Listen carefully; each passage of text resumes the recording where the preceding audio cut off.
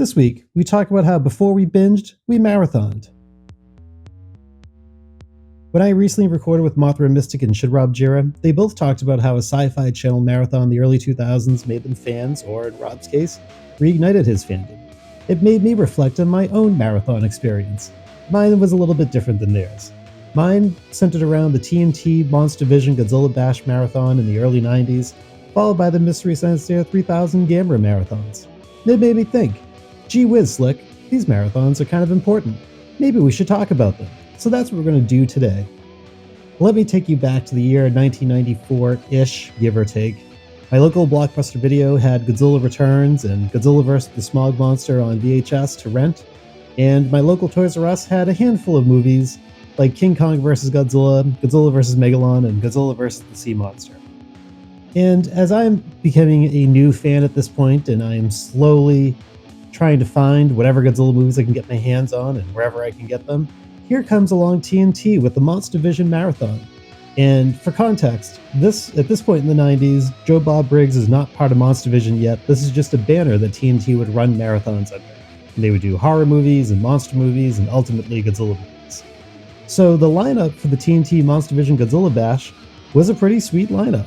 It had King of the Monsters, Godzilla vs. the Thing, Godzilla vs. Monster Zero, although there was one really infamous cut that I'll come back to later. Also had Godzilla's Revenge, and finally Terror of Mechagodzilla. And we can't forget the awesome Blue Oyster Cult Godzilla music video that TNT made that plays in between each of the movies. Sure, it's a little dubious in terms of some of the facts that it presents, and once again Baragon becomes the victim of mistaken identity, as now Gamera is erroneously called Baragon in this music video. Sorry Baragon, I don't know why people keep using your name on other monsters, but you know, I think you're cool. You'll get that squared away someday. But this is a pretty sweet lineup. And young me, who is just seeing these movies for the first time, I got to basically watch Godzilla's journey from villain to anti-hero to full-blown superhero all over the course of a day. And I was fortunate enough to have enough blank VHS tapes on hand to record this entire marathon. And these were my only copies of some of these movies for years. It was pretty hard to find copies of Terror of Mechagodzilla, Godzilla's Revenge, and Godzilla vs. the Thing when I was a kid. Even though it's the Raymond Burr version, Godzilla King of the Monsters is still pretty horrifying when you're a 10-year-old kid. And then you end the marathon with Terror of Mechagodzilla, which has one of the most explosive fights in the franchise. When I was a kid, I could not get enough of that final fight in Terror of Mechagodzilla. Just all the explosions and the crazy brawling and wrestling moves. I mean, the suit catches on fire at some point. I could not get enough of that as a 10-year-old. Plus, you have Godzilla vs. the Thing, which is just a classic and arguably one of the greatest Godzilla movies of all time, followed by one of the other greatest Godzilla movies of all time, with Godzilla vs. Monster Zero. But the TNT version has one pretty infamous cut.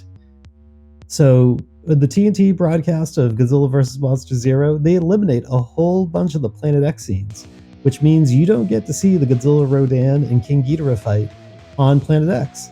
I had no idea this fight even happened for years, because this was like my only copy of many of these movies for quite a while. I was shocked to learn that TNT cut out not just a huge chunk of the story, but also a Godzilla fight scene. Come on, TNT. That's awful. Rounding out this marathon was Godzilla's Revenge, which is basically a glorified clip show with all the stock footage it has, so I really enjoyed it for all the varied monster fights that we got throughout the movie. But I did kind of hate Minya from the beginning. However, the scene where Gamera punches him in the face made me happy back then, and it still makes me happy to this day. I don't know what that says about me as a person, but you know what? I could watch that clip all day, on loop. But now we move over to the Mystery Science Theater 3000 side of things. I will pause really quick if you are not familiar with MST3k. It is my favorite show of all time. I think it was one of the funniest shows of all time, particularly the Comedy Central years. I will admit, I don't particularly care too much for the sci-fi years, but the Joel years, where he was the main host on Comedy Central, oh my, that stuff was flawless. So, quick synopsis, Mystery Science Theater 3000 is about Joel being shot into space by his evil bosses, and they force him to watch bad movies until his brain snaps. However, his workaround is that he builds some robot friends to watch these movies with him, and they riff through the movies to help get through it and help keep Joel's sanity. And Tom Servo and Crow T Robot are the two main robots that join Joel in these movies, and they were like the funniest things to me as a kid. Again, I don't know what that says about me as a person, but I'm gonna go with it. Anyway, MST3k, pretty famous for having marathons, particularly their Turkey Day marathons, but they would also do Gamera marathons from time to time. And this was my real first exposure to Gamera. They had riffed pretty much the entire Showa series except for Gamera Super Monster and Gamera vs. Varas. And I was able to take this entire marathon as well.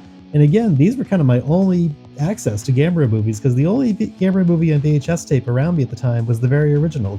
So I know Mystery Science Theater 3000 can be a little controversial in some circles, particularly horror circles, where they feel that they do a disservice to the movies. However, my view with Mystery Science Theater 3000 and the movies that he's done is that I always think it comes from an endearing place. And even as a kid, I never thought they were making fun of these movies. I thought they were making fun with these movies, we'll say. Now, I think the Gamera Showa movies have a lot of charm to them, and I think they're very entertaining. Even I have to admit that those kids can be annoying, and having Joel, Tom, and Crow riff over those kids really makes the movies much more entertaining, particularly when you get into stuff like the later Showa-era Gamera movies. Now, this is a tape that I was actually able to find recently of my full recording of the marathon, and I recently went back and I was rewatching some of these episodes that I recorded almost 30 years ago, which just made me really feel old as I said that. But the thing that really struck me, besides how well some of the jokes and riffs hold up to this day, is that Charles Barkley was in like every single commercial back then. And if Charles Barkley was in a commercial, you could guarantee it was either going to be for Mentos or for Zima. Oh, the 90s. Never change. Finally, we'll take a quick look at the Sci-Fi Channel marathons that Nikki and Shinrob Jira talked about.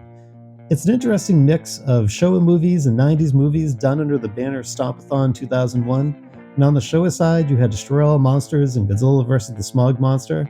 And then it jumps to the 90s, where you get everything from Godzilla vs. King Ghidorah up to Godzilla vs. Destroya. That's a pretty neat mix, because that's a collection of movies that in general were just not shown too often on TV, especially in the late 90s and early 2000s. The 90s movies, while they were becoming available on VHS tape at the time, just weren't readily available until the Sci-Fi Channel got a hold of them.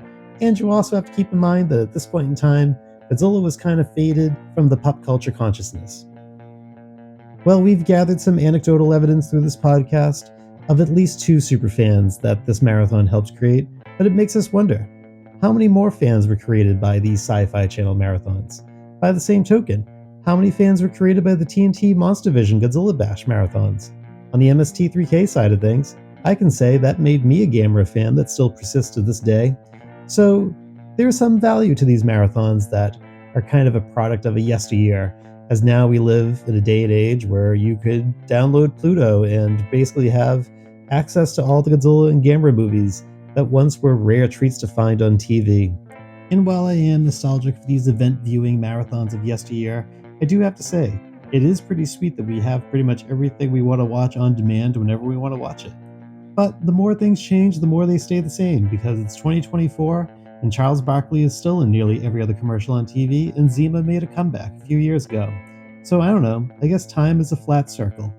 Well, I hope you've enjoyed this trip down memory lane as much as I have. Till next time, this has been Slick from Echoes of Giant Monsters.